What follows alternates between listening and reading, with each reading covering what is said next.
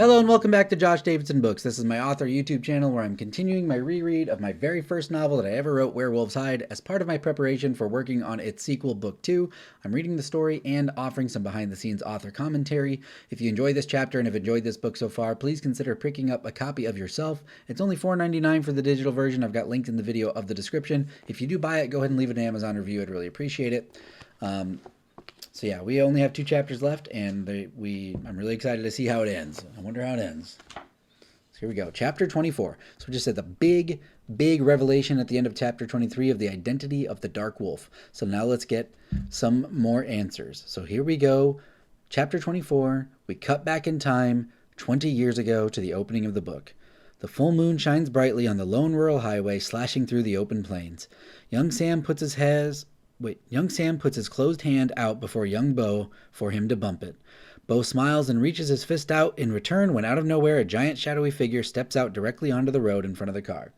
The light beams offer the faintest glimpse of what this entity could be. It stands tall with shoulders higher than the roof of the vehicle. Dark fur glistens in the headlight glow as hundreds of tiny reflective sparkles. And again, this is a reminder, putting you back in the scene. It's literally the same descriptors of the end of the first chapter. Shimmering along its body. 3 significant white slash marks break the black pattern of the creature on its left shoulder. All these details become known in a flash, as there's no time to break or swerve to try and avoid it. The crunch and grind of metal screeches and smashes as the vehicle collides with the monster. Upon impact, the animal's strength is revealed as it stands its ground and takes the full force of the crash. The car's front end wraps around the beast as the rear wheels lift off the road from the sudden change in momentum. The pop of the airbag deployment echoes throughout the night air like a dour gunshot, filling the landscape with pain. Now that's where the first chapter ended, so now we're actually getting to see the continuation of time and see what happened after the accident.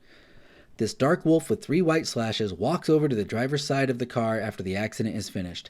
It looks inside and sees that the driver's side front airbag has been deployed and the father is dead. It looks over at young Bo, who is sitting upright, unconscious, with terrible scratches all over his body and glass stuck in his arms and face. The dark wolf looks at the next seat and sees young Sam still alive. He has some scrapes and cuts, but the brunt of the impact was taken by his dad in the front of the vehicle. The dark wolf takes his head off and reveals himself to be a young Sheriff Theron when he is a brand new police officer. He uses his wolf hide strength to rip the back driver's side door off the vehicle, helping Sam get out. It's okay, I'm going to help you, you're all right.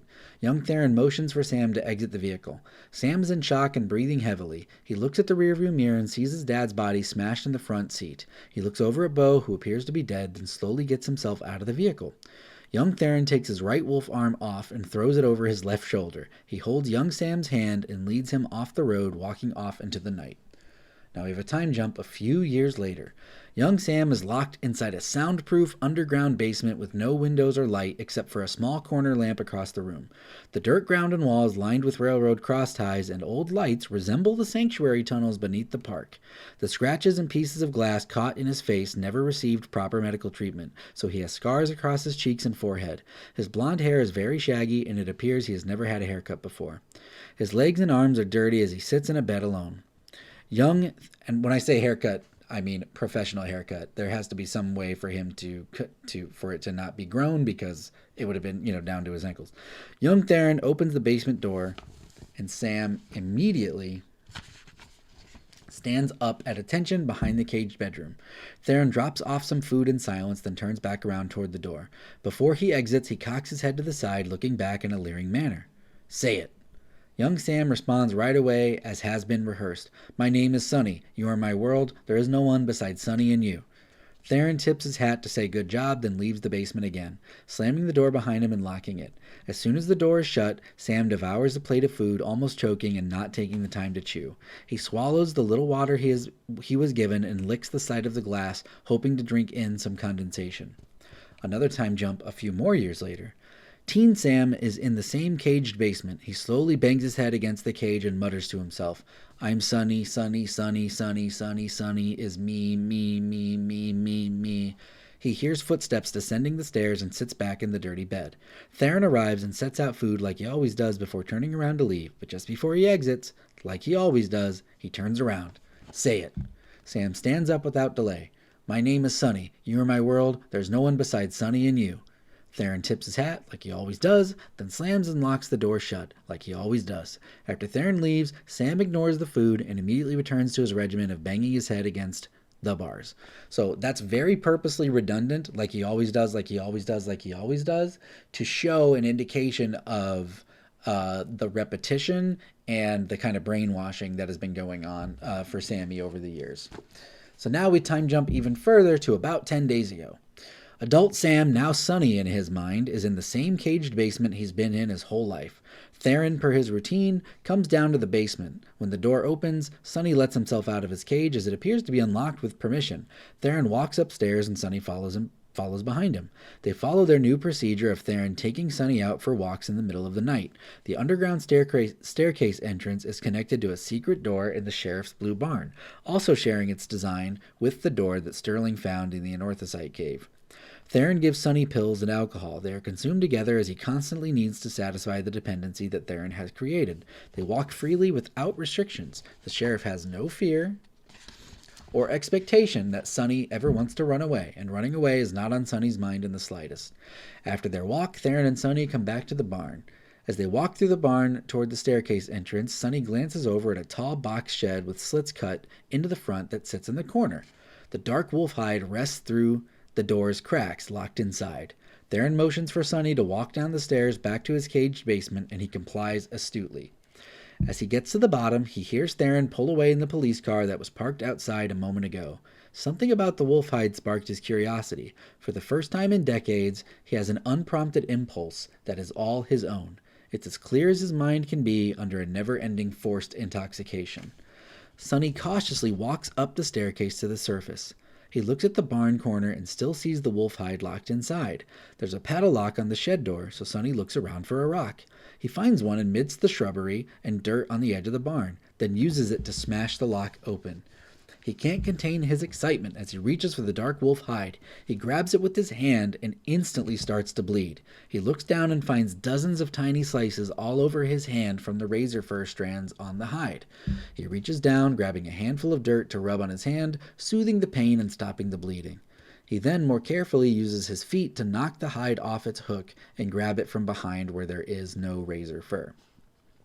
A little while later, which also... This is obviously Billy the dog in the earlier chapter when he was obsessed with barking and sitting by the barn when they were digging in Theron's backyard. It's because Billy could tell that Sammy was underground. Sammy was actually right underneath them at that moment. They just didn't know it. A little while later, Sonny jumps through the open plains at night alone beneath the stars. While leaping playfully, a white glow catches his eye near a cluster of rocks by the road. His attention is drawn to it almost forcefully, and he can't help but land near it to investigate further. He picks up the anorthosite and can't believe his response while wearing the hide. He spins around uncontrollably in between the rocks. As he is spinning, he makes his way out from behind the cluster of rocks and steps out into the roadway. In a split second, he is struck by the blue truck causing the second accident on Highway J. It's the same dark wolf hide, but Sonny wore it instead of Theron. So this idea that it being the same wolf 20 years apart, the surprise, the twist is that, first of all, it wasn't a wolf at all. It was a human wearing a wolf hide, and it wasn't the same person. It was somebody different 20 years apart. But something about that area and the white anorthosite rocks had them visiting that same location. Later, in a panic, Sonny, wearing the dark wolf hide, lands in the forest near the barn and runs toward its entrance. He slides the barn doors open and immediately removes the hide, cutting his hands and arms even more as he rushes to stuff it back inside the corner shed. He shuts the door and turns around to go back downstairs, but is frightened to find Sheriff Theron in an aggressive stance at the barn's doorway. The silhouette of his cowboy hat and gun holster can be seen as the moon shines in from outside. Theron slowly stomps his feet in the dirt as he approaches Sonny. Sonny turns his head left and right as he starts to hyperventilate, but he always keeps his eye forward like a dog afraid to take medicine. Walking backwards, he never stops staring at Theron coming toward him. He finally hits the back of the barn wall between dangling farming equipment. Theron arrives before him and leans down to look at Sonny face to face. He unbuckles his gun from its holster and cocks it back as he holds the barrel under Sonny's chin. Tears stream down Sonny's scarred face as his dirty, unwashed blonde hair shakes. Theron finally speaks. "Say it." Sonny's voice breaks as his terror mounts while trying to talk. My name is Sonny. You are my world. There is no one besides Sonny and you. That's right. There's no one besides me. Now, if you want to be a wolf, you can be a wolf. But you're going to do as I say, and you're going to come home. Or you'll find out just how mean I can be. Understood? Sonny slowly nods that he understands. Theron slides the gun barrel up from his chin along the side of his face to his temple. He presses it hard against his head with the finger on the trigger. Sonny closes his eyes and tries to tilt his face away from the gun, but Theron continues to press it. Finally, just before pulling the trigger, the sheriff pulls it away from Sonny and puts it back in his holster. Don't move. He warns Sonny to stay where he is as he walks down the stairs to the underground basement. After a brief moment, Theron comes back to the surface holding a dirty white stuffed bunny rabbit in his hand. Sonny's eyes widen as he gasps in anticipation of what Theron will do. I was nice and gave you pets, remember? Remember how happy you were to have your animal friends with you? And this is how you repay me. You are my world, Sonny screams in agony with his limited vocabulary as he watches Theron tear one of his favorite stuffed animal friends to pieces. The cotton flows to the ground, sinister yet graceful, as body parts get ripped off and fall alongside them. The sheriff points to the staircase to force Sonny to walk back downstairs. Sonny looks at the pile of destroyed animal fluff and holds back whimpers as he obeys his command. So I'd also teased earlier where Lacey had talked about she used to have all these stuffed animals, but then one day her parents said that she had to give them away. Or her dad said that she had to give them away. And obviously now it's because he was gathering them to give Sammy/Sonny some pets or some distraction because he'd been trapped down here his whole life. And I did not do a ton of research on kind of like the manipulation and brainwashing because I didn't want this to be too realistic. I wanted to stay away from what would actually work. So instead, I just kind of went with my gut and went with what seemed right to kind of take this child, manipulate them, create drug and alcohol dependency within them, and, you know, spend two decades, 20 years thinking this is going to be the rest of their life to make them be somebody that can be manipulated and controlled. And I knew that it needed to be it had to be a really bad time because we really need to feel how bad Theron is. So now we do time jump again and we're back to present day. Back in the tunnels below the park, Madison has just stabbed the dark wolf and expressed her resulting suffering. Sam turns his head to face her as blood falls out the left side of his mouth. He has scars all over his face and shaggy long blonde hair. His teeth are rotten and marks around his lips indicate serious drug use. Madison can't compose herself, but needs to say his name. Sammy, honey. Sam smiles as his eyes wander around the room. He's confused, uneducated, and losing consciousness. He says what he knows to say. My name is Sonny. You are my world. There's no one besides Sonny and you. Madison is confused and shakes her head no. No, baby, you're Sam. You're Sam. You're going to be okay. I'm going to find a way. It's going to be okay. Madison looks at the wolf bone blade that she shoved through his chest and tries to find a way to pull it out without causing him further discomfort. As she tries to pull it out, Sam shouts, My name is Sonny. He coughs blood and giggles strangely. Tommy looks down at his feet and sees the water collecting on the ground. It's flooding fast and they need to get out of here. He runs over to Sam and pulls the blade out of him in one smooth motion. Sam screams again, My name is Sonny. Tommy looks down at Madison. Get this off him and let's go. He points to the water gathering as Madison realizes they are running out of time. Where's Lacey? Is that my baby? Is that my girl? Bo asks, scared to know the answers, which he knows, but he's like hoping that it's not true. Tommy responds the best he can. Yeah, bud, she's yours. We'll talk about Lacey later. Take your baby and let's go. Tommy tries to hand the baby to Bo, but he refuses. He turns to run towards Sterling. No, take her up topside and keep her safe. I need to save her mama. Bo runs around the corner toward the flooded area. Sterling looks past Tommy and Madison and sees that the sheriff is long gone. He approaches Sam and helps Madison take the dark wolf hide off him. Sam is dirty, wearing almost nothing, covered in scars and bruises. His sweat and filth assist him in sliding out of the hide as it gets left on the floor. Madison and Sterling help Sam by putting each of his arms on their shoulders. Tommy carries Bo's baby as they all head toward the nearest exit.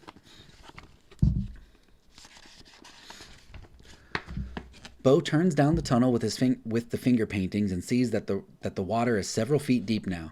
He sloshes, jumps, and runs as hard and fast as possible through the water. From the north room, random jugs of rotten milk are now floating out the door. Bo makes his way past it and goes into the room.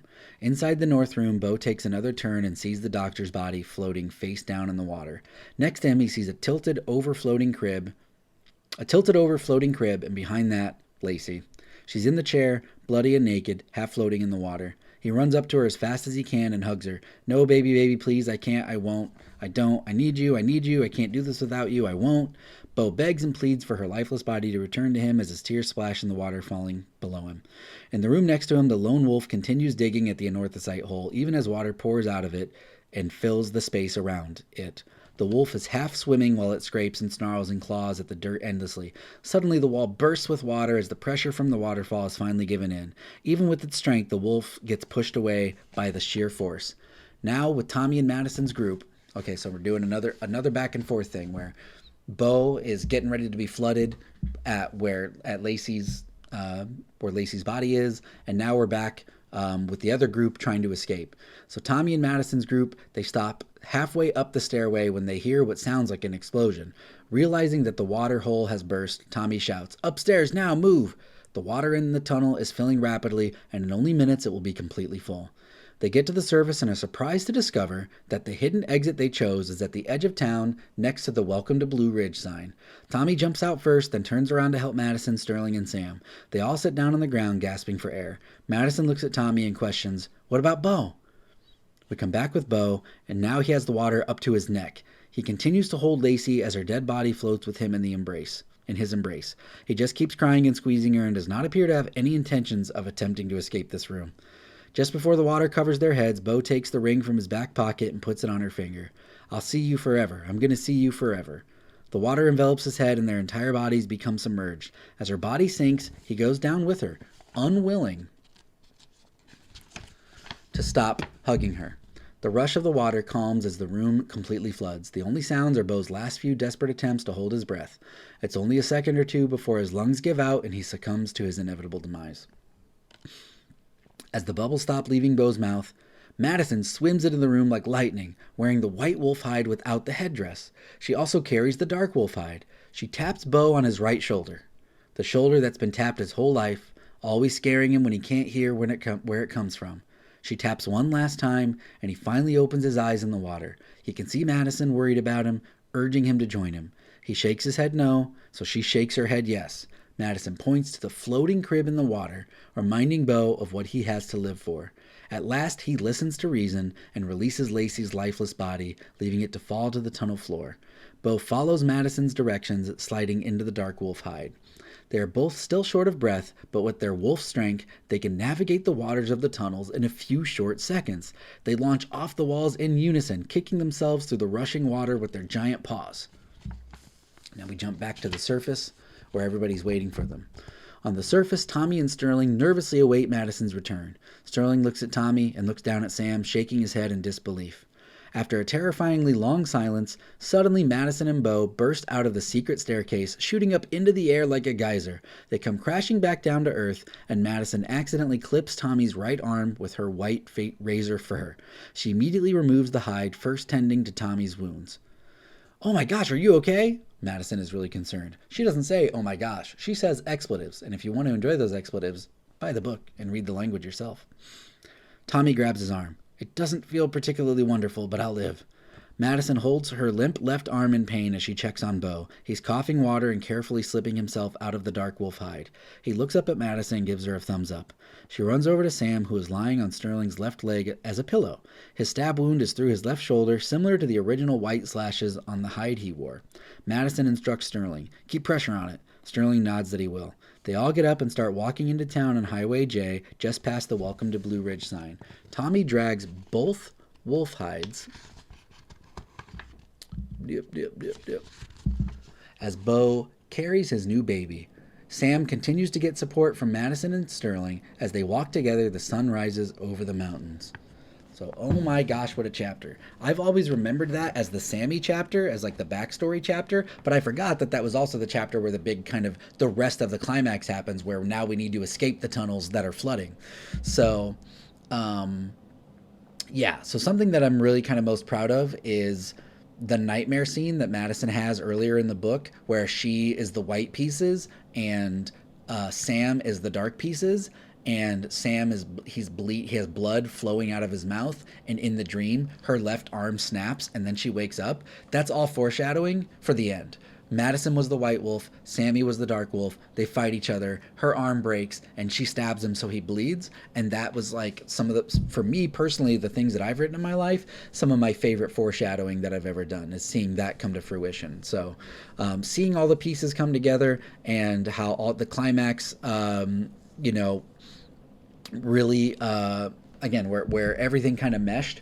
Also, there were some late game story elements that if I could redo the book, I probably would have waited to introduce it. But I still like the mystery around it, and I like that there's like this stuff going on the edges that don't quite make sense because we're with our heroes. We learn things when the heroes learn things. The only exception that I make is the Sammy chapter, just because I knew, I would not be satisfied as a writer, and I didn't think people would be satisfied as a reader unless we got that backstory to understand what the heck had happened. So one more short chapter left as kind of an epilogue, and that will kind of wrap up this reread. If you enjoyed this chapter and have enjoyed this book so far, please consider it's only $4.99 for the digital version. It's on Amazon. Review it if you do happen to pick it up. I'd really appreciate it.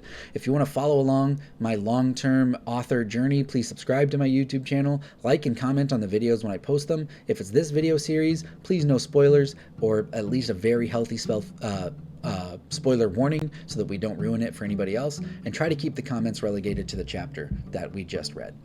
As always, thank you for watching or listening, and I'll see you in the next video.